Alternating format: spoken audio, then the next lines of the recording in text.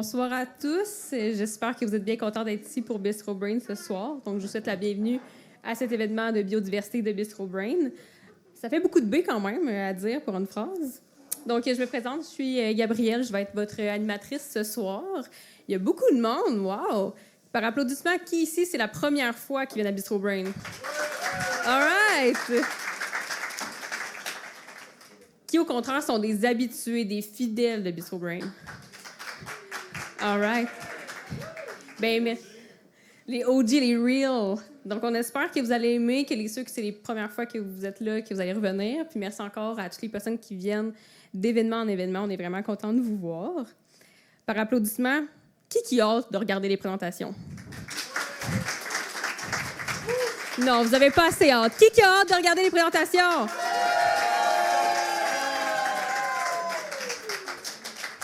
Bon, parfait. Vous m'avez prouvé que vous avez hâte, mais je vais vous faire languir un petit peu.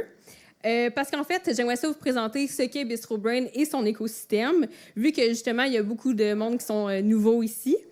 Donc, Bistro Brain, c'est un organisme à but non lucratif qui a été fondé en 2017. Sa mission est de diffuser la science à travers le plaisir, comme en ce moment, vous buvez vos bières, vous mangez vos bouchées de poulet ou peu importe. Et en fait, on fait de la vulgarisation scientifique à travers le Québec. Donc, il y a des événements à Montréal, à Sherbrooke et à Québec maintenant. Donc, le format des soirées Bistro Brain, en fait, c'est 4 présentations de 12 minutes. Puis on vous laisse 5 minutes pour poser des questions si vous en avez. Donc, il y a un micro juste à côté de la colonne là-bas, en plein milieu de la pièce. Donc, n'hésitez pas à vous lever, à poser des questions. C'est vraiment le fun, c'est super enrichissant. Pour reposer un peu votre cerveau, par contre, on prend une pause de 10 minutes, donc la petite entracte entre la présentation 2 et la présentation 3. Puis, restez attentifs parce qu'il y a un prix à la fin. Il y a un quiz qui a des prix et la plupart des prix, en fait, se boivent.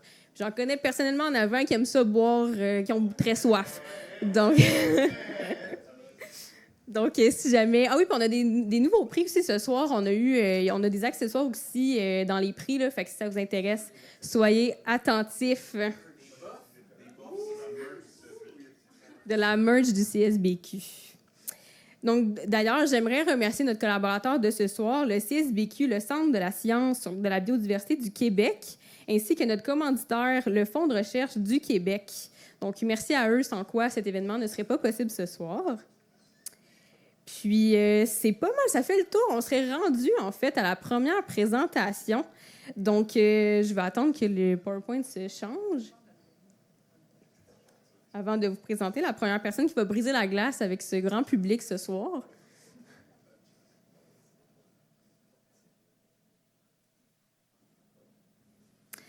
All right. Donc, la première personne présentatrice, c'est Fidji Sandré, en fait, qui va briser la glace. Donc, Fidji, elle est postdoctorante à l'INRS. Donc, oui, on peut finir un doc et continuer au postdoc. Donc, ceux qui sont au doctorat, ne perdez pas espoir, c'est possible de finir. Le titre de sa présentation est « L'ADN environnemental, des lunettes pour voir la biodiversité invisible ». Donc, merci de l'accueillir chaleureusement.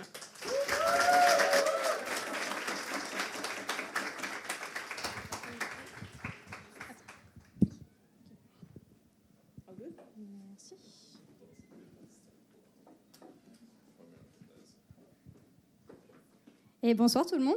Je suis super contente d'être là ce soir pour vous parler un petit peu de science. Et je suis super contente d'avoir un nouveau public à embêter avec mon sujet de recherche. Alors moi, je travaille sur un outil assez magique, vous allez voir, c'est assez fou. Mais avant de tout vous dévoiler, j'aimerais vous poser une question. D'après vous, quels animaux vivent dans cet environnement? Des poissons? Des oiseaux? Oui. Des insectes, oui, ok. Des castors, ok. Comment vous faites pour savoir quels animaux vivent ici? Ouais, vous les voyez, vous pouvez observer. Comment on peut savoir quelle espèce de poisson, par exemple? Ouais, on peut pêcher. Ok, tout ce que vous me citez là, c'est des méthodes classiques de suivi des animaux dans l'environnement.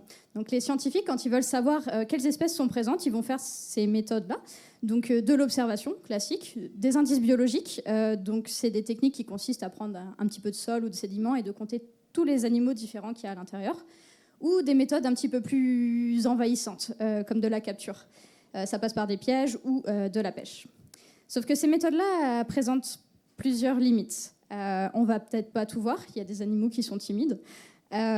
Et aussi, ça prend énormément de temps. Si on prend l'exemple de notre petit pêcheur là-bas, et qu'on le met dans notre lac, et qu'on lui demande d'évaluer les espèces de poissons qui sont présentes, il va passer la journée à pêcher des poissons.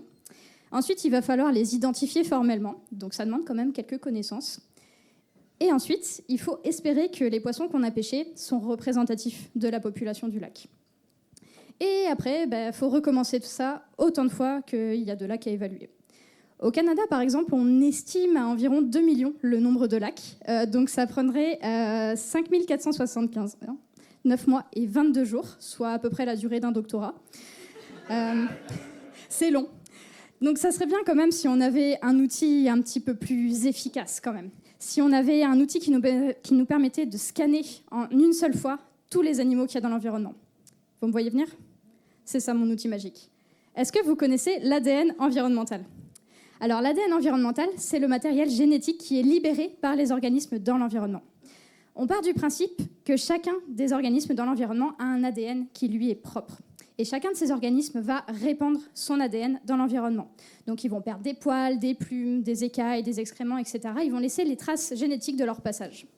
Ce qui fait que quand on va récupérer un échantillon d'air, de sol ou même d'eau, comme je suis en train de faire ici, on peut détecter les traces génétiques de tous les animaux qui sont passés récemment. Donc c'est quand même assez puissant. Et pour faire ça, du coup, on a deux approches. La première qui est une approche ciblée et la seconde qui est une approche non ciblée. Pour mon approche ciblée, supposons qu'on veut détecter l'ADN de castor. Moi, au laboratoire, je vais développer un kit, un réactif spécifique pour l'ADN de castor. Je vais ajouter ça à mon échantillon environnemental et ensuite je vais passer ça dans une PCR. La PCR, c'est un appareil qui va me permettre de multiplier mon ADN de castor s'il est présent et de le rendre fluorescent. Donc par fluorescent, je vais voir si oui ou non il y a de l'ADN de castor dans mon échantillon. La PCR, vous avez peut-être déjà entendu parler de ça pendant la drôle d'époque du Covid-19 pour savoir si vous étiez positif. C'est le même principe, sauf qu'au lieu de tester l'ADN de castor dans un échantillon d'eau, on cherchait de l'ADN de Covid dans votre mucus nasal. Et du coup, c'est une méthode qui est quand même très puissante. On a besoin de très peu d'ADN pour arriver à le détecter. C'est aussi une méthode qui est très précise, comme on va développer spécifiquement un kit pour l'animal qu'on cherche. Mais la petite contrainte, c'est que du coup, avec cette méthode, on peut chercher qu'un animal à la fois. En revanche, mon approche non ciblée, elle va cibler du coup plus de choses à la fois. Au lieu d'amplifier seulement l'ADN du castor, cette fois, on va amplifier tous les ADN qu'il y a dans mon échantillon. Et ensuite, on va les lire avec ce qu'on appelle un séquenceur. Donc le séquenceur, il va lire chacun de mes fragments et me donner les bases de l'ADN, A, T, C, G. Donc ça va me donner une sorte de code barre, c'est pour ça que ça s'appelle le metabarcoding. Et ensuite, chacun de ces codes barres, on va les comparer à une base de données, donc une sorte de grande bibliothèque, pour essayer d'attribuer chacun de ces codes barres à une espèce. Donc c'est assez puissant, ça va nous permettre de donner beaucoup de données sur la biodiversité, mais cette méthode-là, elle a un petit peu plus d'incertitude que mon approche ciblée. Parce que le séquenceur, des fois, il lit pas très bien mes codes barres, ou des fois, les codes barres de deux animaux sont très très proches et on n'arrive pas à les différencier. Ça arrive aussi que les bases de données soient incomplètes. On n'a pas encore tous les animaux dedans, donc il y a encore des trous. Il manque encore des livres à la bibliothèque. Mais avec ces deux approches, elles sont quand même très puissantes et on va pouvoir faire beaucoup de choses. Et jusque-là, je vous ai parlé de castors, de poissons, donc bref, des animaux. Mais en fait, ça s'applique à tout le monde vivant. Donc les insectes, les plantes, les champignons, les micro-organismes. Tout ce qui contient un ADN, à une seule condition, que l'ADN soit déjà connu. En fait, pour développer mes réactifs de PCR sur le castor, j'ai dû avoir l'ADN de castor au laboratoire. Pareil, pour que mes animaux soient dans la base de données, il faut déjà les avoir identifiés. Donc ça ne marchera pas pour les animaux cryptiques ou qu'on n'a jamais vus. Mais ça a plein d'applications super sympas. On peut par exemple détecter des espèces rares ou discrètes. Supposons qu'on a un petit mammifère ou un petit rongeur nocturne qu'on ne voit jamais. Avec l'ADN, on pourrait. Ou aussi, vous avez l'exemple du carcajou ici, qui est un mustélidé, donc c'est de la même famille que les loutres, même si ça ressemble à un ours un peu trapu. Et ce carcajou, il était présent sur tout le Canada à la base, et de nos jours, on ne sait pas s'il est toujours présent. En fait, il est tellement peu nombreux qu'on n'arrive plus à le suivre. Donc avec l'ADN environnemental, ça serait possible de détecter sa présence. On pourrait aussi surveiller des espèces envahissantes. Vous avez peut-être déjà vu les punaises asiatiques. Donc c'est des espèces qui vont venir proliférer au détriment d'autres espèces locales et qui vont même venir dégrader les cultures. Et grâce à l'ADN environnemental, on pourrait par exemple suivre la progression de leur invasion pour mieux les contrôler. On pourrait également suivre des espèces vulnérables. Vous avez le cas ici de l'esturgeon jaune, qui est une espèce vulnérable au Québec. Donc avec cet outil-là, on pourrait par exemple suivre sa reproduction au niveau des frayères et empêcher du coup qu'il disparaisse. Et enfin, bien sûr, faire des inventaires de la biodiversité, donc scanner tous les animaux qu'on aurait sur un écosystème. J'aimerais vous présenter un exemple d'étude qu'on a fait dans ce cas-là. Ah, on n'a pas besoin de notre pêcheur. Du coup, on a monté une étude au laboratoire en collaboration avec la communauté inuite de Kanjik-Sualujjuaq. C'est la petite pointe en haut là-bas du Québec. L'idée, c'était d'utiliser l'ADN environnemental pour évaluer la biodiversité aquatique. Donc pour faire ça, on a fait une campagne en hélicoptère avec des jeunes de la communauté pour échantillonner sur 2 années 45 sites. On a ramassé des échantillons d'eau, on a extrait et purifié l'ADN et ensuite on a appliqué notre approche non ciblée. Voici un petit aperçu des résultats que ça nous donne. Chacun de mes points ici représente une des stations qui a été échantillonnée. Plus le point est rouge foncé, plus on a détecté d'espèces différentes. Ce que je peux vous dire, c'est qu'on a détecté plus de 35 espèces de poissons différentes sur l'ensemble du territoire. Et ça nous a permis d'identifier des zones de forte biodiversité, des zones où on avait plus d'espèces qui étaient représentées. On a par exemple une zone au sud du territoire où les conditions sont un petit peu plus clémentes et des zones aussi à l'embouchure où on est à l'interface avec le milieu marin. Et enfin, ça nous a permis également d'identifier plusieurs espèces qui étaient en danger. Je vous ai donné l'exemple ici du nasodérapide, qui est un poisson qui est en voie de disparition au Canada. Donc globalement, cette étude-là nous a montré que l'ADN pouvait être utilisé pour guider les efforts de conservation. Ça nous a permis d'identifier des zones sensibles ou de forte biodiversité et aussi d'obtenir des informations sur la présence et aussi la position d'espèces vulnérables. Cependant, il y a encore quelques limites à ces approches-là. Je vous ai notamment parlé de l'approche non ciblée qui était un petit peu moins précise, où les codes barres étaient peut-être incertains parfois. Donc sur mon étude, je vais devoir utiliser mon approche ciblée ensuite pour vérifier par exemple la présence vraiment de mes espèces vulnérables. C'est aussi des approches qui demandent du matériel spécialisé. On n'a pas des séquenceurs dans tous les labos. En revanche, pour l'approche ciblée, les PCR, ça se trouve dans tous les labos de bio. C'est très accessible. La seule limite, c'est que du coup, on fait une seule espèce à la fois. Aussi, comme c'est des approches qui sont assez récentes, tout n'est pas encore standardisé. On n'a pas encore des protocoles bien établis, bien cadrés pour tout, mais ça s'en vient. Il y a des réglementations qui ont été établies au Québec notamment, et des réglementations internationales qui s'en viennent aussi. Et même le gouvernement commence à utiliser l'ADN environnemental dans ses suivis de biodiversité. Et ensuite, tout ce que je peux vous dire, c'est que c'est un outil puissant, qui est plus rapide, qui est moins cher que les méthodes traditionnelles et qui voit plus de choses, et aussi plus respectueux des animaux, parce qu'au final, c'est une méthode qui est non invasive. On n'a pas besoin de capturer, ni même d'interagir avec les animaux. En fait, on n'a même pas besoin qu'ils soient là au moment où on échantillonne. Donc ça permettrait de faire des suivis de biodiversité sans embêter celle-ci au final. Et voilà. J'espère vous avoir convaincu que l'ADN environnemental, c'est un super outil, que vous avez appris des choses. Et si vous voulez entendre plus d'histoires sur l'ADN environnemental, avec mon équipe de recherche, on a écrit un livre de vulgarisation où on vous raconte plein d'histoires, comment ça marche, etc. Donc il est dispo dans toutes les librairies.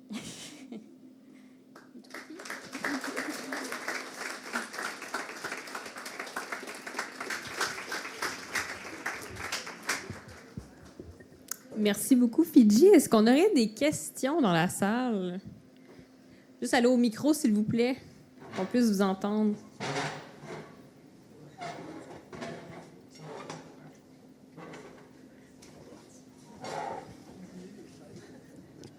Salut! Merci beaucoup pour la présentation. J'ai une petite question sur la période hivernale. Comment ça fonctionne la prise d'ADN en période hivernale quand on a des migrations d'animaux, puis voir quelles zones sont utilisées ou non en période hivernale? Alors en fait, ta période d'échantillonnage, ça va dépendre de ce que tu cherches. C'est quoi ta question? Est-ce que tu cherches des animaux qui migrent? Est-ce que tu cherches des animaux qui hibernent? Parce que dans ce cas, c'est sûr qu'on ne va pas les voir à cette période-là. Et aussi, la méthode d'échantillonnage va varier. Parce que par exemple, moi, j'utilise surtout de l'eau. On est d'accord qu'en hiver, c'est plutôt gelé, donc c'est difficile à prendre. Mais on peut travailler aussi sur le sol, on peut travailler sur l'air. Et au laboratoire, on a aussi une collègue qui a travaillé sur la neige. En échantillonnant de la neige, c'est quand même une matrice qui est très propre et on retrouve assez bien l'ADN des animaux. C'était notamment montré pour le caribou, où ça marchait très bien. Donc ça dépend un petit peu de ce que tu recherches au final. Merci. Bonjour, merci beaucoup pour la présentation, c'est super bien. Je me demande, est-ce que c'est possible d'effectuer de la quantification des espèces et non seulement de l'identification? Alors, à ce stade, c'est encore compliqué. Avec mon approche non ciblée, c'est sûr qu'on ne peut pas quantifier. Là, on passe par des procédés qui empêchent vraiment de quantifier l'ADN. Avec mon approche ciblée, par contre, par QPCR, on peut faire de la semi-quantification. C'est-à-dire que moi, quand j'analyse mes échantillons, je vais mettre des quantités connues d'ADN pour faire une sorte de courbe standard et je vais pouvoir comparer à cette courbe standard pour avoir une quantité relative d'ADN. Donc c'est pas encore de la quantification où je vais pouvoir te dire il y a 5 espèces de ce poisson-là et 5 espèces de ce poisson-là, enfin 5 individus. Mais on peut avoir quand même une quantité relative et je vais pouvoir te dire s'il y a beaucoup de cette espèce ou pas beaucoup de cette espèce. Super. Merci.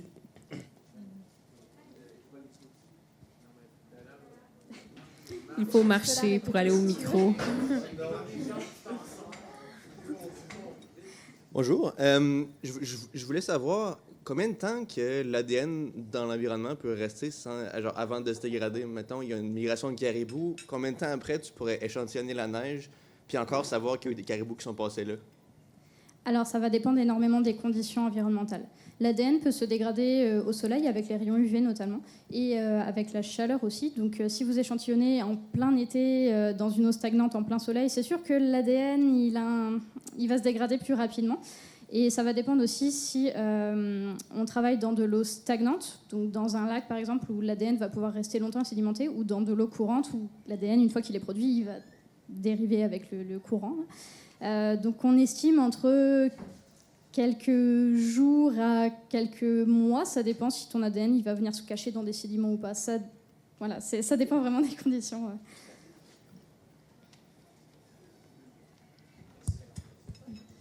Bonsoir. Là, dans le fond, si je comprends bien, ce principe-là, il est relativement nouveau, j'imagine, où on est dans la phase 1, mettons, d'utilisation de ça. Alors, la technique en soi n'est pas nouvelle. Tout ce qui est PCR ou métabarcoding, ça a été utilisé il y a quand même quelques dizaines d'années, je dirais, mais pas à but environnemental, pas pour détecter la biodiversité. Ça a été utilisé historiquement beaucoup pour les micro-organismes dans les eaux usées, par exemple. Mais son application pour la biodiversité, je dirais que ça a 10-15 ans peut-être. C'est quand même émergent, puis on voit apparaître vraiment sur ces dernières années beaucoup de publications scientifiques dans ce domaine-là en particulier. Puis est-ce qu'il y a encore un bout de chemin à faire, disons, si on se projette dans 15-20 ans, sur le plan technique, sur le plan des capacités terrain, c'est quoi, disons, le scénario fou, dans 20 ans, on va être capable de faire X avec ça, ça serait quoi? Je dirais déjà, par rapport à la question précédente, on pourrait peut-être faire de la quantification, dire vraiment précisément combien j'ai d'individus de telle espèce dans mes échantillons, enfin, dans mes lacs ou mes rivières. Et on développe aussi des approches d'ARN environnemental. Donc l'ARN, c'est produit en réponse à quelque chose. C'est produit par les organismes une fois qu'ils sont vivants. Et du coup, en exploitant l'ARN, on pourrait avoir des infos sur la santé des populations. Donc, en plus de savoir s'ils sont là et combien, on pourrait savoir comment ils se portent. Donc, ça pourrait être vraiment un bon outil pour étudier l'impact, par exemple, des polluants ou quoi que ce soit sur les animaux qu'on étudie, qu'on recherche. Merci à tous pour vos questions. On va passer à la prochaine présentation, mais n'hésitez pas à aller parler avec Fidji si vous avez d'autres questions à la fin.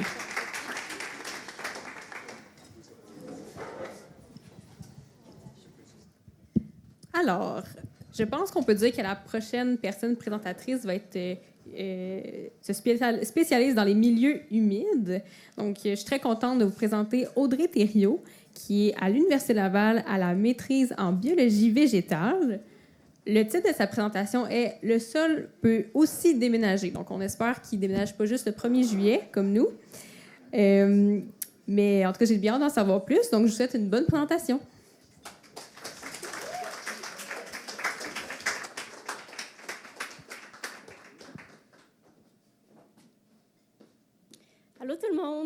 va commencer ça avec un petit quiz. Est-ce que vous savez cette image est tirée de quel film? Oui! Mais est-ce que vous savez Shrek a construit sa maison dans quel type de milieu naturel? Oui, un marécage. Sauf qu'un marécage naturel, ça n'a pas l'air de ça. Ça a plutôt l'air de ça. Puis ça ressemble quand même à une forêt. Mais c'est pas pareil, et je vous explique. Un marécage, c'est un milieu humide. C'est un lieu où il y a de l'eau près de la surface. Ça peut être un petit peu en dessous du sol ou un petit peu au-dessus. Ça fait en sorte que les plantes ont tout le temps les pieds dans l'eau. Ce n'est pas toutes les espèces qui sont capables de vivre dans ces conditions-là. C'est juste certaines espèces adaptées. Puis il existe différents types de milieux humides et je vous en présente 3. En premier, les marécages. Ensuite, les marais. La seule différence avec les marécages, c'est que les marais ont moins d'arbres et d'arbustes. Puis, les tourbières, c'est quand même différent parce que c'est colonisé par des petites plantes qui ont une capacité d'absorber de l'eau et qui ont une reproduction très différente des autres plantes de milieux humides. Puis là, je vous parle des milieux humides parce que Shrek, il a dégradé un marécage pour construire sa maison. Ouais, mais inquiétez-vous pas, ça arrive partout dans le monde. On le fait tous les jours. Justement, on a dégradé 177 millions d'hectares de marais et marécages depuis les années 70. Puis ça, c'est la superficie du Québec. Les marécages, c'est pas juste la boîte, comme Shrek le laisserait croire. C'est des environnements qui sont importants. Il y a une quantité incroyable d'espèces végétales et animales qui vivent là, puis ils nous offrent plusieurs services. Ça peut être, par exemple, les marais et marécages qui sont inondables ont la capacité, justement, de réduire les inondations dans les villes à proximité, mais aussi de filtrer l'eau et de réduire l'érosion. Alors, au lieu de dégrader Shrek, est-ce qu'on ne devrait pas plutôt les réparer? Et c'est ma quête à moi. Plus précisément, de ramener la végétation dans les marais et les marécages qui ont été dégradés. Puis pour le faire, il y a différentes techniques. Lorsque notre milieu dégradé est entouré de nature, on fait de la végétalisation passive. On laisse le temps aller. On laisse les animaux, le vent, l'eau ramener des graines sur le site. Mais quand il est isolé, là, on va plutôt faire de la végétalisation active, amener des graines plantées. Sauf que c'est coûteux. Et en magasin, on ne trouve pas toutes les espèces qu'on voudrait. Les maisons, ça me fait penser, justement, au 1er juillet. Est-ce qu'il y en a ici qui déménagent? Oh, un petit peu, OK. Bien, moi, j'en connais un autre, et c'est le sol. C'est une technique de végétalisation active où on va prélever un échantillon de sol dans un milieu sain et qu'on va le déplacer dans un milieu dégradé. C'est vraiment en allant utiliser les graines contenues dans le sol qu'on permet de ramener la végétation. Qu'est-ce qui est intéressant de cette technique, c'est que ça nous permet d'avoir beaucoup d'espèces et des espèces qui sont locales. En plus, on amène avec nous des animaux, comme les vers de terre, des micro-organismes, comme les champignons. Puis on amène aussi des nutriments et des minéraux. Sauf que le transfert de sol, ça n'a pas toujours un succès souhaité. On l'a testé en forêt, en prairie, dans les milieux humides, mais on n'a pas de standardisation de comment faire. Souvent, on utilise un ratio de 1 pour 1. Alors, on prend 1 mètre carré, on l'étend sur 1 mètre carré. Mais en tourbière, ils ont réussi à développer une expertise et à faire du 1 pour 10, prendre 1 mètre carré et l'étendre sur 10 mètres carrés. Ça, c'est vraiment impressionnant. C'est possible grâce à ces petites plantes qui ont la capacité de se reproduire d'une certaine façon et qui leur permet d'être fragmentées, d'être brisées de nombreuses fois et de pouvoir permettre de retrouver la végétation. Sauf qu'en marais et en marécage, ce n'est pas les mêmes espèces. Ils n'ont pas ce comportement-là. Alors, je me suis mis à réfléchir, puis j'ai finalement pensé, est-ce que transférer du sol de marais et de marécage en utilisant un ratio intermédiaire permettrait de ramener une végétation typique de ces espèces-là? Bien, mon aventure commence avec la récolte de sol dans 14 marais et marécages à proximité de la ville de Québec. Mais comme je ne voulais pas détruire la nature pour en réparer ailleurs, on est allé dans des sites semi-naturels. On peut... Excusez-moi. OK. On recommence ça. Sur l'image, on voit que c'est une emprise électrique. C'est un lieu qui n'était pas un milieu humide à la base, mais qu'avec l'emprise, c'est devenu un milieu naturel. Puis, on est allé aussi chercher dans quelques sites naturels, mais qui avaient obtenu une autorisation pour être détruits. Alors, on en a profité avant de perdre la ressource pour aller récolter. Sauf que là, on a l'air d'avoir vraiment du fun. Mais c'est difficile de récolter du sol. On avait des gros couteaux à pain, puis là, on était comme ça dans le sol. Puis on avait des pelles pour pouvoir aller récolter. On a brisé 2 pelles en faisant notre travail. Puis, je vous ai dit, dans les marais, les marécages, il y a beaucoup d'eau. Le sol est gorgé d'eau. C'était vraiment lourd à transporter. Mais on a quand même réussi à récolter tous nos échantillons. Puis avant de partir, on a pris le temps d'identifier chacune des espèces qui étaient présentes pour s'assurer de pouvoir comparer la végétation sur les sites de récolte par rapport à ce que moi j'ai trouvé dans mon expérience. Arrivé au laboratoire, on a fait un petit peu de cuisine. On a pris chacun de nos échantillons de sol, on l'a mélangé, s'assurer d'avoir une pâte lisse comme dans du gâteau. Après, on a déposé ça dans nos moules, 2 cm dans chacun des bacs. Et finalement, on a laissé pousser pendant 4 mois. Puis la première question que je me suis posée, c'est est-ce que la végétation revenait vite? Après 1 mois, j'avais 41 % du sol qui était couvert de végétation. Après 2 mois, c'était 82 %. Et après 4 mois, à la fin de l'expérience, 92 %. Alors, en presque une saison de croissance, on a retrouvé un couvert presque total de végétation. Mais est-ce que ces plantes-là, c'était les mêmes qu'on avait vues sur le site de récolte? Ça, c'est un exemple. Est-ce qu'il y en a qui pensent que c'était pareil ce que j'ai vu dans mon expérience? OK, on est mitigé. J'aime ça. Bien, on a eu quelque chose de très différent. Il y a seulement un individu de l'espèce qui dominait. Puis, c'est quelque chose que j'ai observé vraiment partout dans l'expérience. Il y a seulement en moyenne 29 % des espèces que j'ai vues sur le site de récolte qui se sont retrouvées dans l'expérience. Ouais. Mais ce n'est pas un flop. Puis, je vous explique. C'est que ce qu'on voit dans la végétation, c'est en fait que la pointe du iceberg. Caché dans le sol, on a une multitude d'espèces, beaucoup plus que ce qu'on voit devant nous, qui est caché et qui attend les bonnes conditions pour s'exprimer. C'est vraiment comme quand on déménage. On passe d'un logement à un autre, puis les dimensions sont différentes. On va essayer d'amener le plus de meubles qu'on avait avec nous, mais ça se peut qu'il y en a qui ne fonctionnent pas, qu'on les donne et qu'on aille dans le sous-sol de nos parents utiliser les meubles qui traînaient, qui ne servent à rien, pour leur donner une deuxième vie. Puis c'est exactement ce que les graines font en changeant d'environnement, en déménageant. Et justement, 81 % des espèces que j'ai vues dans mes bacs étaient cachées dans le sol. Alors là, on revient à notre question. Est-ce que c'est des plantes de milieu humide qui apparaissent dans les bacs, même si c'est différent? Eh bien oui. J'ai 82 % de mes espèces qui étaient natives du Québec.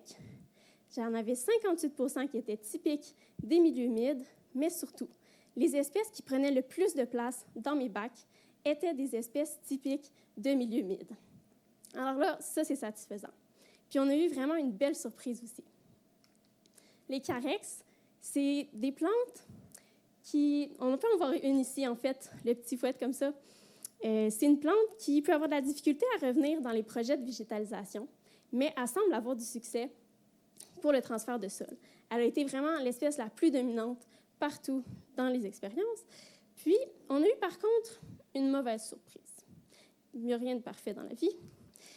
La salicaire, une espèce exotique, est venue dominer dans certains de mes bacs. Puis elle est vraiment comme l'âne dans Shrek. Il se pointe toujours quand on ne veut pas. Mais ça fait partie de la vie. Ça nous indique que ce n'est pas tous les sites de récolte qui sont équivalents et qu'il faut vraiment prendre le temps de bien les sélectionner. En gros, comme je vous rappelle, j'ai fait un transfert de sol, un déménagement de sol de marais et marécages vers un site, une représentation d'un site dégradé. Puis on a eu un retour rapide de la végétation. Puis j'ai utilisé un ratio de 1,5. Ce qui veut dire que même si j'ai dilué le sol, il y avait assez de graines à l'intérieur pour pouvoir ramener une végétation qui était intéressante, typique des milieux humides. Alors, avec ça, ça semble être une technique qui est vraiment intéressante pour végétaliser les marais et les marécages. Et justement, si Shrek décide un jour de végétaliser son marécage, il devrait m'appeler. Je vais pouvoir l'aider.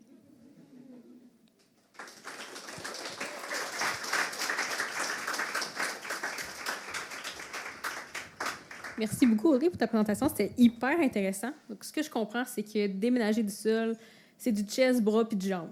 C'est un gym. Très physique. C'est très physique. Ouais. Parfait. Alors, je vais résilier mon abonnement au gym et je vais aller faire ça. Est-ce qu'on a des questions dans la salle? Je suis sûre que vous en avez. Oh, est-ce que Alexis aurait une question? Ah. Oui. Merci beaucoup, Audrey, pour ta présentation. J'ai une petite question pour toi. Souvent, les projets de restauration, c'est plus en termes de hectares plus que de mètres carrés. Est-ce que tu penses que le transfert de sol pour les marais et marécages serait applicable de façon plus ou moins automatisée, donc qu'on venait avec une machine puis faire le transfert? Mais justement, moi, j'ai travaillé en marais-marécage, mais comme je vous ai dit plus tôt, en tourbière, ils ont développé une expertise. Puis eux, ils utilisent une grosse machinerie pour pouvoir prélever le sol, puis d'utiliser une petite quantité de sol et pouvoir l'étendre sur une grande surface nous permet aussi de rentabiliser la ressource première qu'on utilise, le sol. Puis finalement, d'utiliser des sites non naturels ou qui vont être détruits nous permet de préserver la nature qui est déjà importante. Ouais. Merci. Oui, on a une autre question. Peut-être. Oui. Merci pour la présentation, c'était vraiment intéressant. Ben, juste par curiosité, est-ce que tu parlais autant de marais et de marécages? Est-ce que tes résultats, il y avait une différence selon si c'était des marais ou des marécages? Ou est-ce que les pourcentages de réussite et de reprise que tu nous montrais, c'était assez similaire entre les deux? J'ai testé 4 marais, 5 marécages arbustifs et 5 marécages arborescents.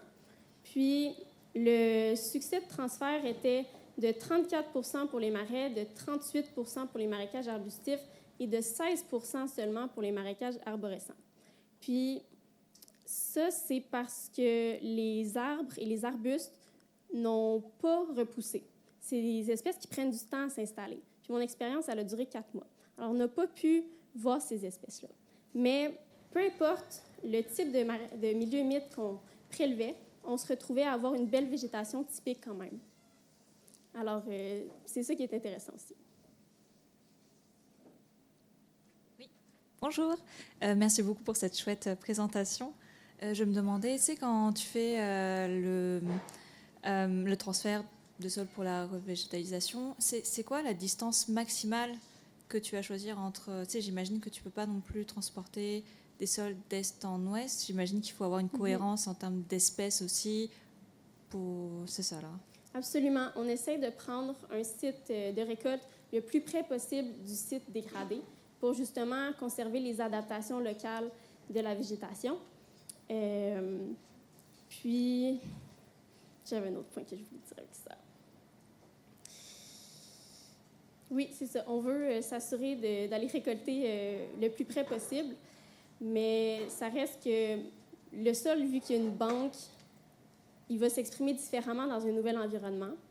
Alors, le sol peut revenir d'une certaine distance, mais il n'y a pas juste la distance qui a un impact, il y a aussi les conditions du site de récolte versus le site où ils veulent recevoir. Si on avait l'eau qui était à moins 30 cm du sol, puis que sur l'autre endroit, c'est un sol à 0, on va se retrouver avec quelque chose de très différent.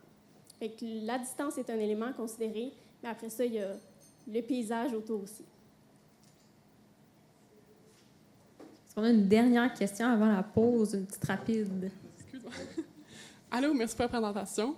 Je me demandais par rapport à la salicaire commune, est-ce que c'était quelque chose que vous attendiez à voir qui avait été observé dans les endroits de base d'où le sol avait été prélevé, ou est-ce que c'était complètement une surprise que ça ressorte? On a choisi nos sites de récolte en voulant ne pas en avoir. Dans certains sites, on en avait un petit peu. Elle était présente de temps en temps. mais c'est une espèce qui produit énormément de graines, puis c'est des graines qui persistent longtemps dans le sol. Alors, c'est pour ça que dans certaines situations, elle est devenue dominante. Et il faut vraiment bien choisir quel site on va utiliser pour faire le transfert. Merci à tous pour vos questions. Encore une fois, si vous voulez discuter avec notre présentatrice, vous pouvez le faire durant la pause ou par après. Donc, merci beaucoup. C'était vraiment une cool présentation. On a full bien appris. On a bien appris des choses. Donc, c'est l'heure de la pause. Donc, vous avez 10 minutes là, pour commander, aller discuter, peu importe. On se retrouve dans 10 minutes. Donc, j'espère que vous avez profité de la pause, que vous êtes commandé un petit quelque chose, une petite boisson, quelque chose à manger, et que vous êtes prêts, en fait, pour nos 2 dernières présentations. Ça passe vraiment vite. Donc, est-ce qu'il y en a parmi vous qui sont déjà allés en vacances en Gaspésie? Bien, probablement que la présentation qui va suivre va vous ramener en Gaspésie, en fait, grâce à notre prochaine présentatrice, donc Lauriane Richard. Donc, Lauriane est candidate au doctorat en sciences de l'eau à l'INRS. Elle est une passionnée d'oiseaux marins et de tortues de mer. Donc, le titre de sa présentation s'appelle « Migrer loin, accumuler plus, le voyage invisible des PFAS ». Et Lauriane, en fait, est non seulement scientifique, mais aussi très artistique. Elle a dessiné les fous de bassin qu'elle va vous présenter. Là, vous allez voir, c'est capoté. Donc, Lauriane, the floor is yours.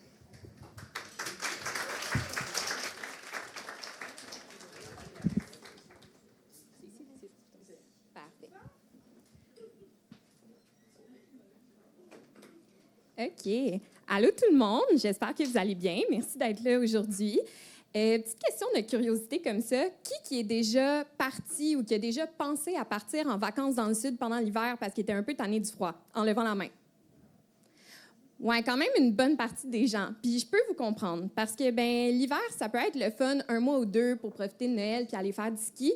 Mais la température froide, des fois, ça peut nous taper un petit peu sur les nerfs. Et donc, l'idée de se réserver un voyage et de partir dans le sud pour profiter du soleil, de la chaleur, mais aussi des piña coladas, c'est quand même assez alléchant.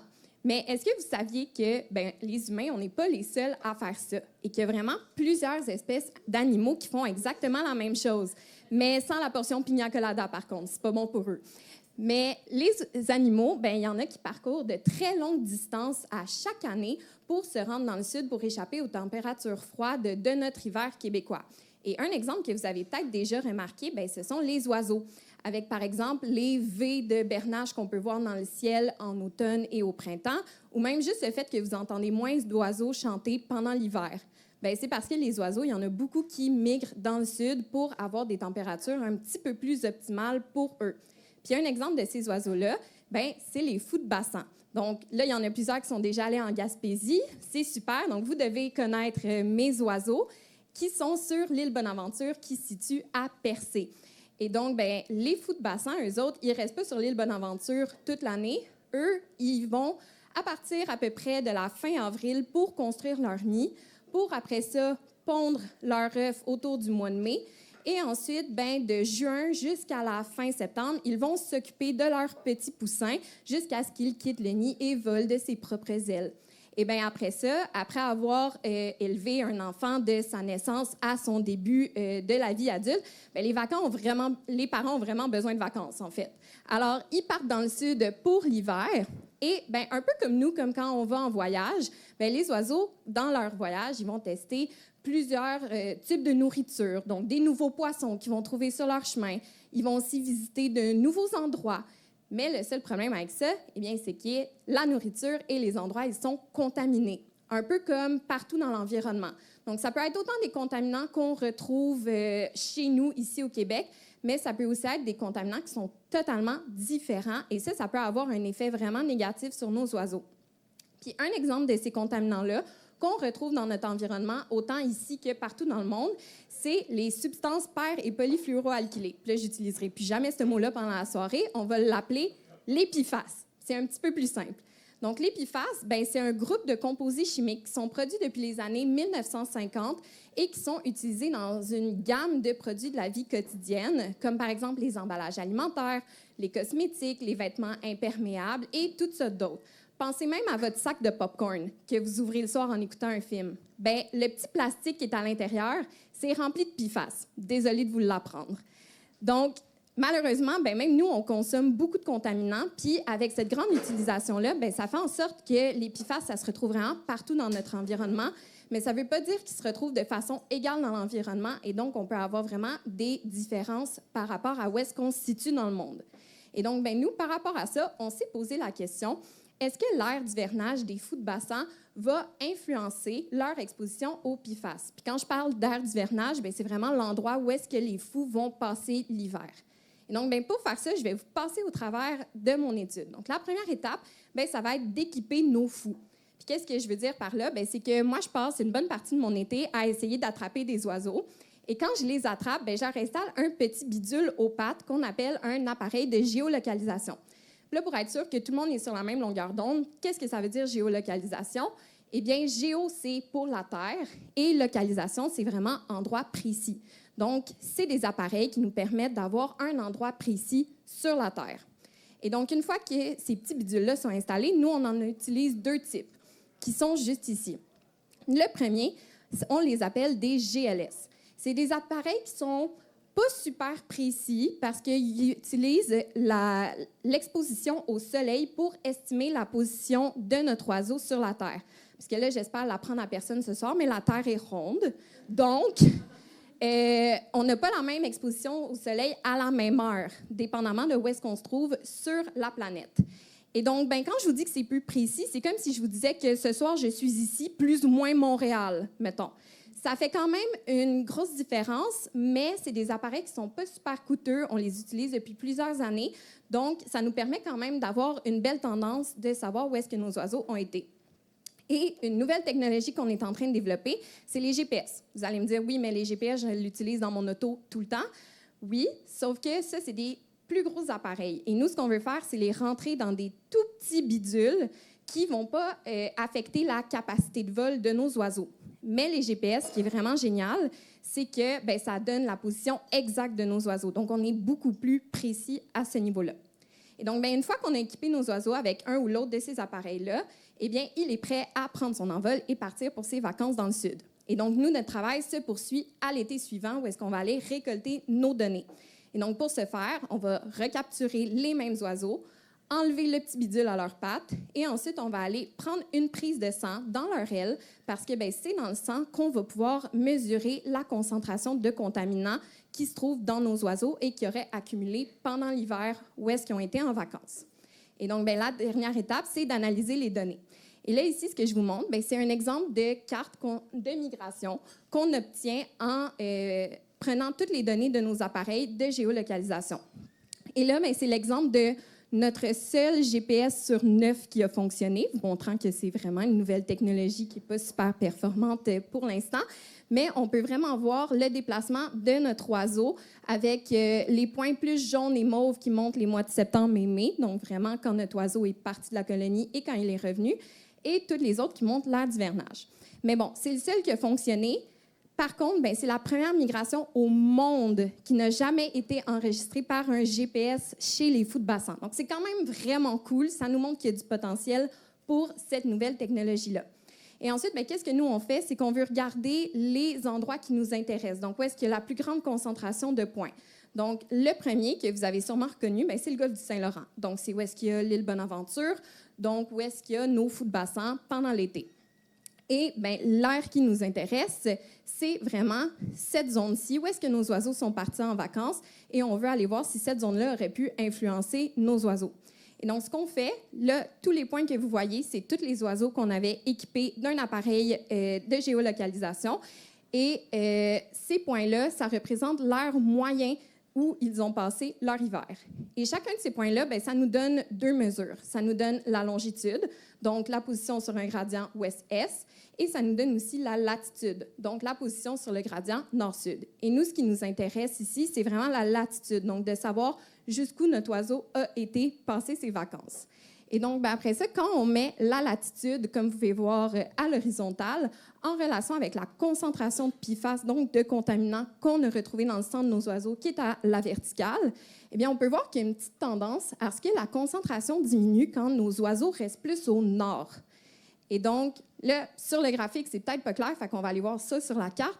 Ça voudrait dire, en fait, que nos oiseaux, qui passent plus de temps dans le golfe du Mexique et au niveau de la Floride pendant l'hiver, seraient plus fortement contaminés ou du moins exposés de façon plus forte aux contaminants, aux PFAS, que ceux qui restent plus sur la côte est des États-Unis. Ce qui nous montre, au final, que l'air d'hivernage, ça semble influencer l'exposition aux PFAS chez les oiseaux. Mais bien évidemment, c'est sûr qu'il n'y a pas juste ça qui va influencer. Il peut y avoir autant ce qu'ils vont manger, il peut y avoir où est-ce qu'ils vont aller s'alimenter aussi, mais ça sera pour une autre présentation Bistro Brain. Et sur ce, j'aimerais terminer juste en vous montrant des petites photos de terrain pour vous mettre vraiment dans le concret de qu'est-ce qu'on fait quand on est avec les oiseaux. Donc, autant quand on essaye de repérer nos oiseaux qui sont arrivés, que de les capturer. Oui, ça a l'air vraiment d'une canne à pêche. On va à la pêche au fou. Et aussi, sinon, de comment on les mesure, comment on prend la prise de sang et les 2 types d'appareils qu'on leur installe, donc les GLS et les GPS, pour vous montrer que c'est vraiment un super projet de travailler avec eux et que si jamais vous voulez retourner en Gaspésie, allez-y à la mi-juin parce que je vais être là.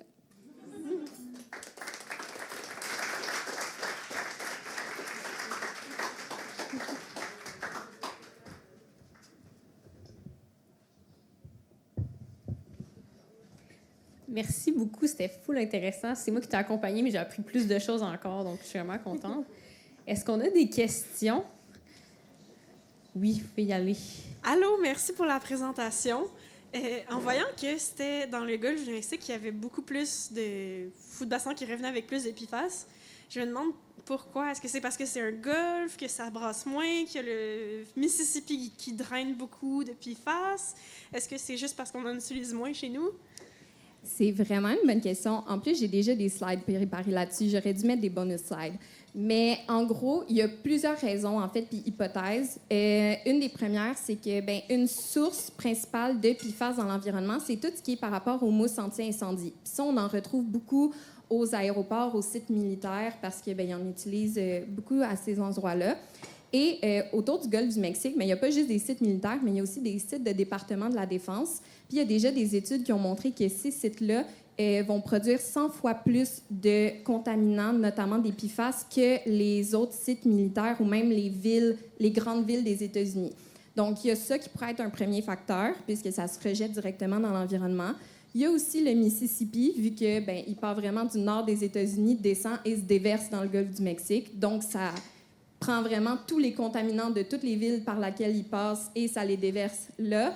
Et il y a aussi le fait que, puisque c'est un endroit fermé, il y a moins de dilution comparativement à l'océan Atlantique, où est-ce qu'il y a vraiment une grande étendue d'eau. Là, on est un peu plus fermé, donc c'est sûr qu'il va y avoir une recirculation des contaminants. Donc, c'est plusieurs hypothèses qu'on fournit, mais après ça, nous, on va aller regarder aussi un peu plus en détail comment ça aurait pu affecter.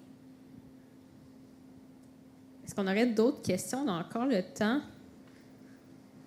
Allô, merci pour la présentation, c'est super intéressant. Moi, je me questionnais en fait sur comment, dans le fond, les fous de bassin vont comme assimiler les PFAS, ils vont-tu... Bon, là, on mentionnait qu'en hiver, il y en avait moins, fait qu'au nord puis au sud, il y en avait plus.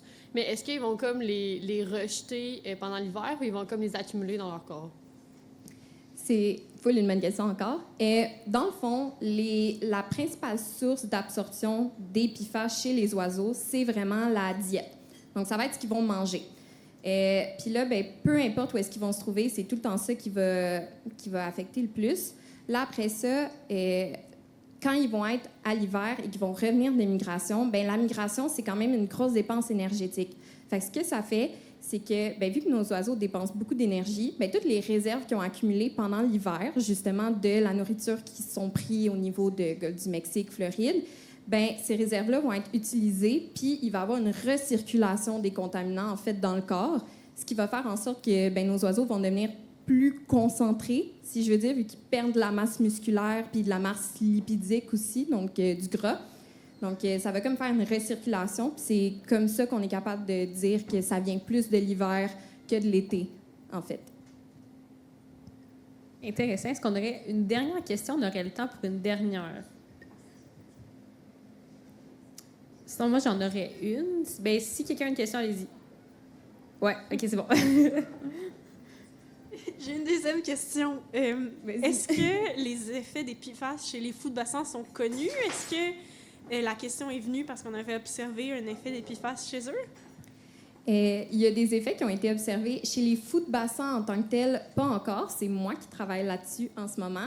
Mais chez les oiseaux marins, en général, oui, il y a autant des effets sur leurs conditions corporelles, sur leur état de santé. Il y a plusieurs effets qui ont été montrés aussi sur les poussins, qu'il y avait peut-être une diminution de la survie des poussins. Ça augmente aussi la susceptibilité aux maladies. Puis ça joue beaucoup. En fait, c'est parce que les épiphases, c'est des perturbateurs endocriniens. Donc, ils vont vraiment venir jouer sur les hormones et sur aussi tout ce qui est le gène du fou de bassin. Donc, ça va créer des effets physiologiques qui vont se répercuter après ça un peu plus. Donc, chez les oiseaux marins, c'est ça qui a été observé. Puis, bien, chez les fous de bassin, moi, je suis en train de regarder encore plus pour une autre de mes études, qu'est-ce que ça fait exactement. Puis, à date, on est capable de voir que oui, ça a vraiment des effets spécifiques sur la physiologie des oiseaux. Donc, c'est pas super bon, en fait. Puis tu disais qu'on en avait beaucoup aussi chez l'humain qu'on utilisait. C'est vraiment cool. Bien, merci beaucoup, Lauriane. On peut l'applaudir une dernière fois.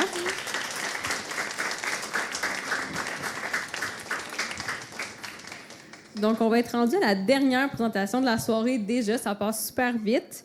Donc, je vous présente Pierre-André Heinz, qui est biologiste et étudiant finissant à la maîtrise en biogéosciences de l'environnement. Yes, bientôt, tu vas avoir une petite touche, c'est ce que ça veut dire. Donc, le titre de sa présentation est « Tourbière agricole, allié climatique ». Fun fact, Pierre-André est très, très, très souvent aux événements Bistro Brain. Donc, lui, c'est un habitué. Donc, vous pouvez l'applaudir chaleureusement.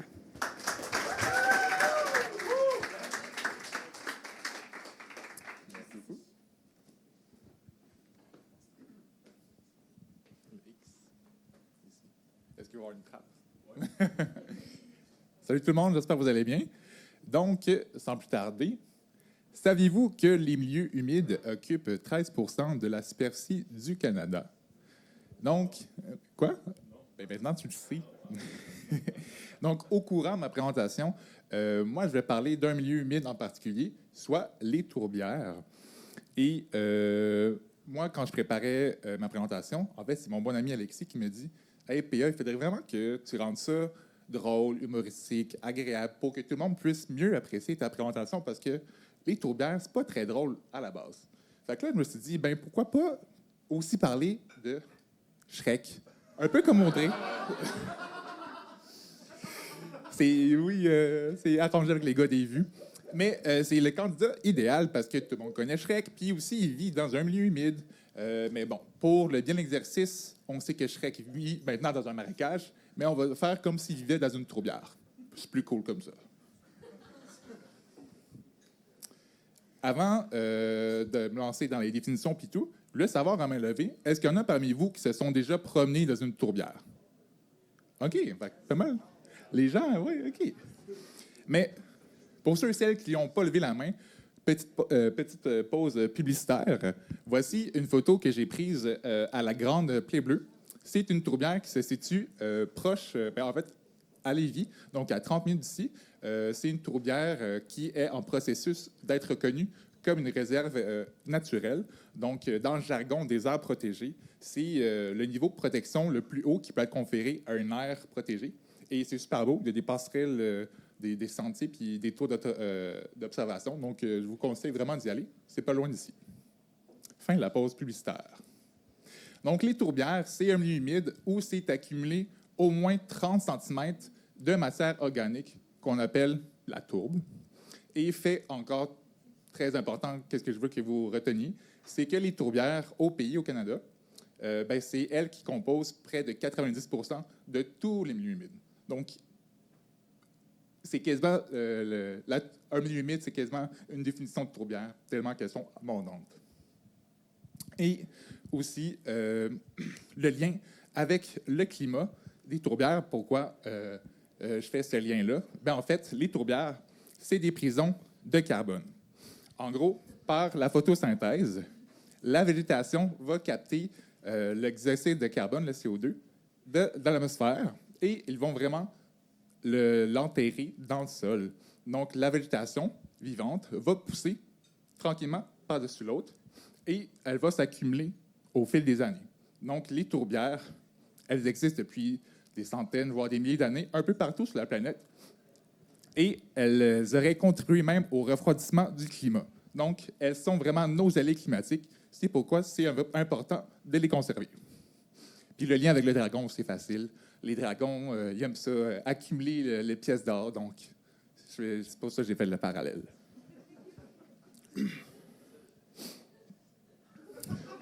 Malheureusement, vous voyez, l'impact numéro 1 de la dégradation des tourbières, c'est l'agriculture.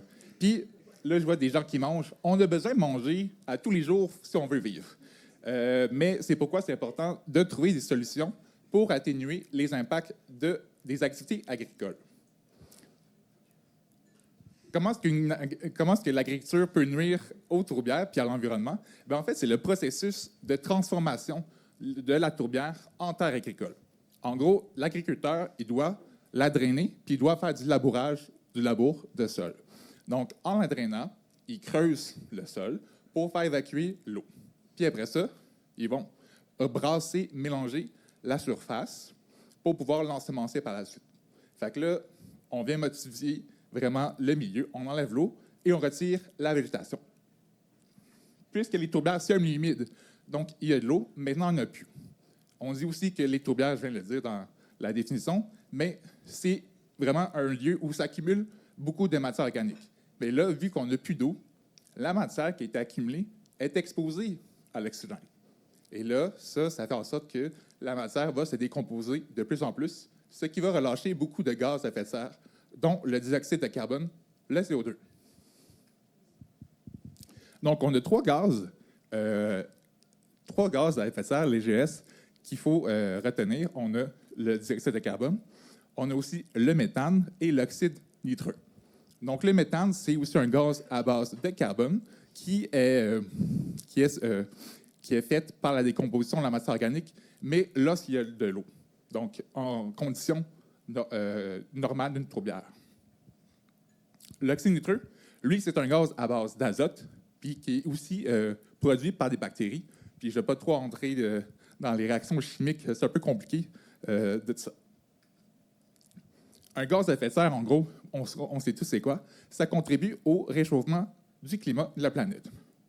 Et pour évaluer le potentiel de réchauffement de chaque gaz, on utilise le CO2 comme unité de base. Donc, on va lui attribuer une valeur de 1. Oh, il a fait peur. Le méthane, lui, c'est un gaz qui serait 28 fois plus puissant que le CO2. Et j'aime vraiment cette image-là parce que les bulles qu'on retrouve dans les étendues d'eau, mais c'est vraiment lorsque l'eau est stagnante, mais c'est vrai, c'est souvent du méthane. Ou c'est peut-être un pec de Shrek, mais les pets de vache, c'est du méthane aussi. C'est assez véridique comme photo.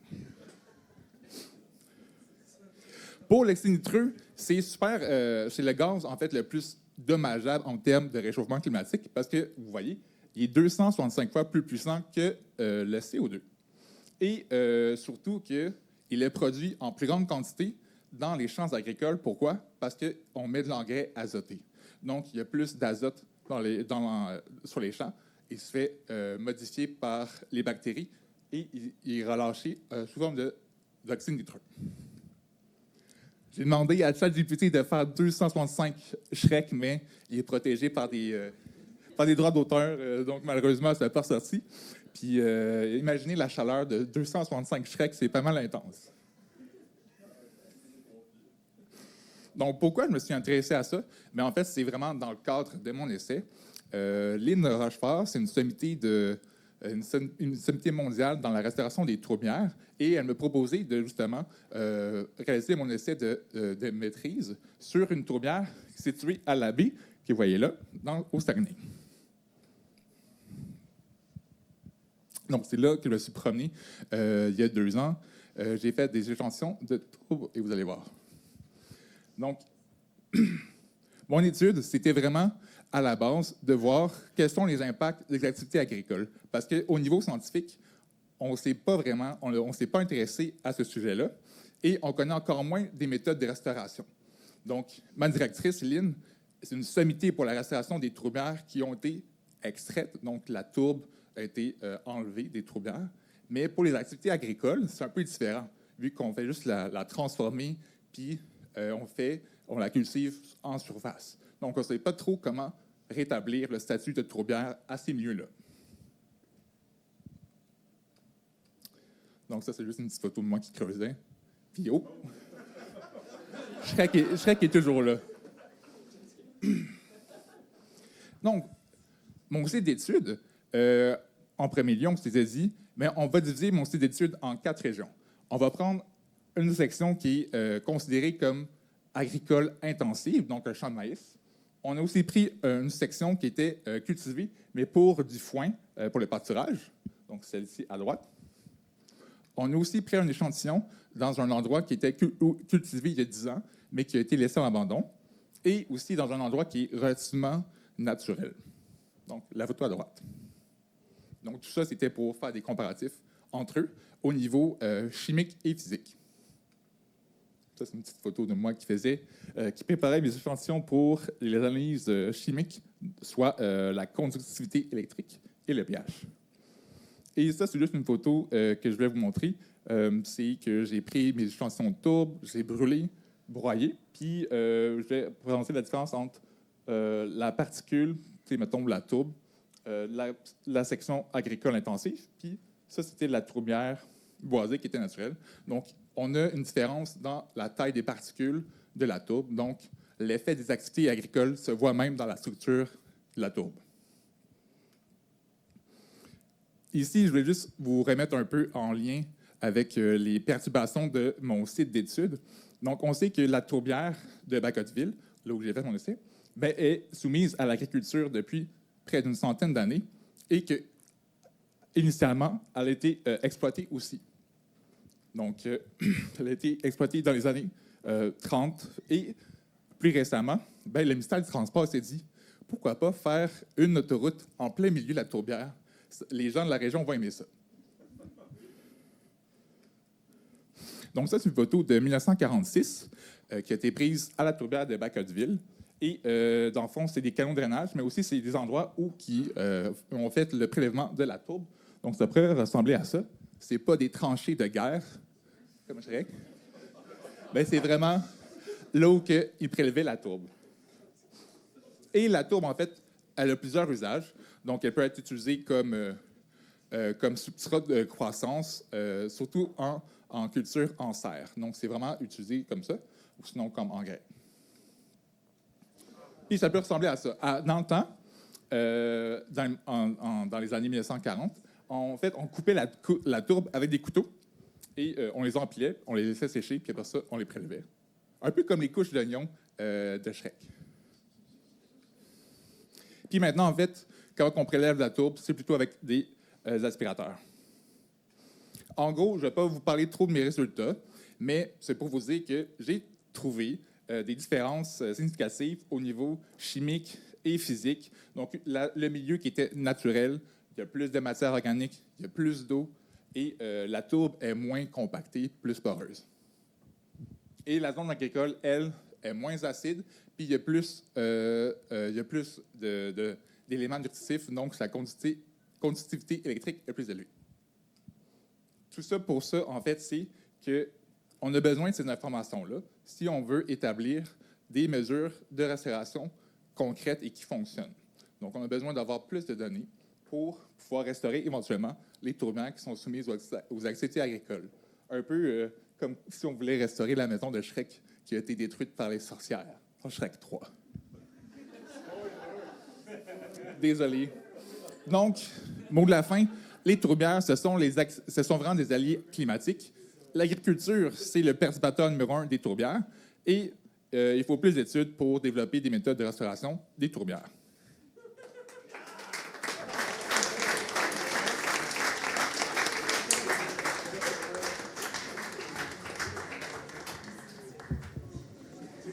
J'aurais vraiment pas pensé que Shrek se ferait barouetter de même dans ta présentation. Ah, le pauvre Shrek, ça donne quasiment envie d'écouter le film. Allez, on le part. Non, c'est vrai. Est-ce que j'aurais des questions dans la salle? ça peut être une question sur Shrek, là, à la limite.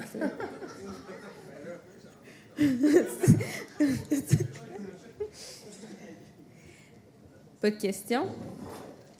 Oh, oui.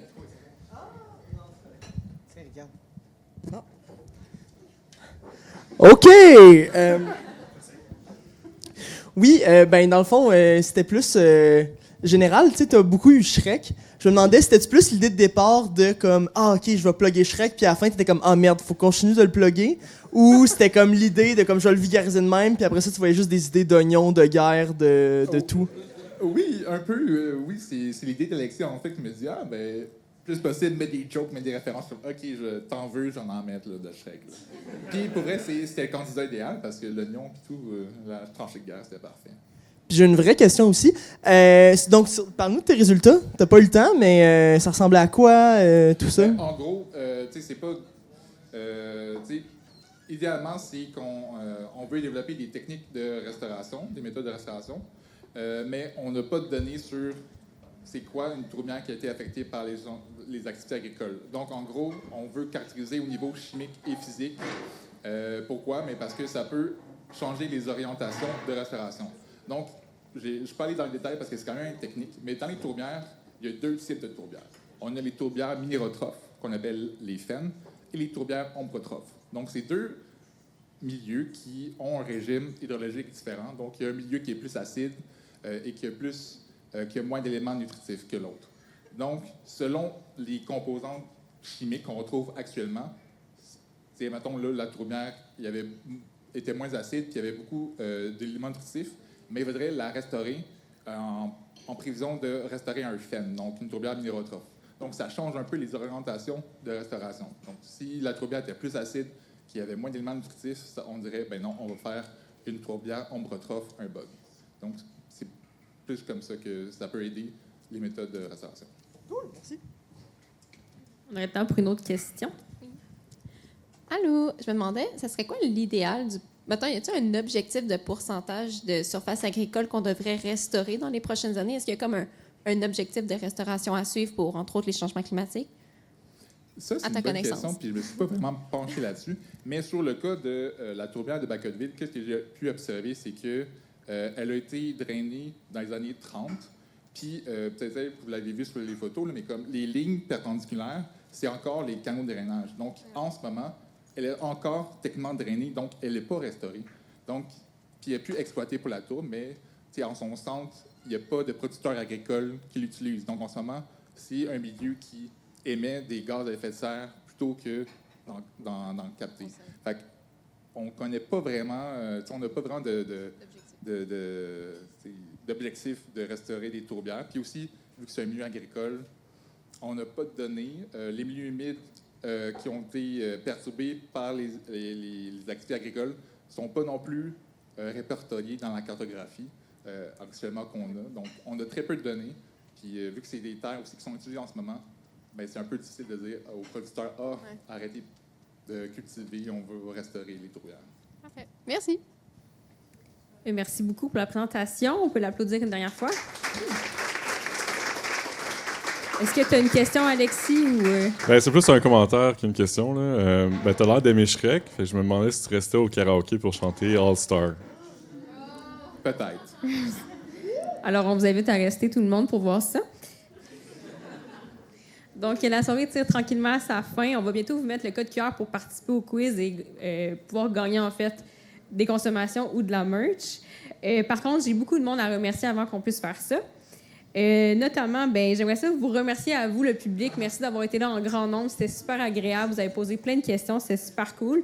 Vous pouvez vous applaudir, absolument. J'aimerais aussi remercier toutes les personnes présentatrices qui se sont prêtées au jeu ce soir. C'est quand même beaucoup de préparation. C'est peut-être un peu stressant. Je pense qu'on a appris beaucoup de choses. C'était super plaisant. Puis c'était vraiment un succès. On peut encore les applaudir.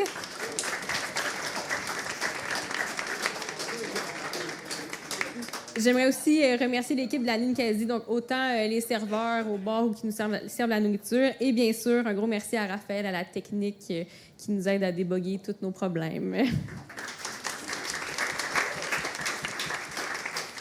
J'aimerais aussi remercier tout mon comité de bénévoles. Donc, on avait Cécile à l'accueil, on avait Marie-Hélène à la co-coordination et à la captation vidéo. On a Pauline qui s'occupait de changer les PowerPoint et qui est aussi à la co-coordination. Et on a Alexis aussi qui s'occupe de nous surveiller. Et moi à l'animation. On remercie notre commanditaire, le FRQ, qui nous permet de faire ces événements-là, et notre collaborateur de ce soir, le CSBQ.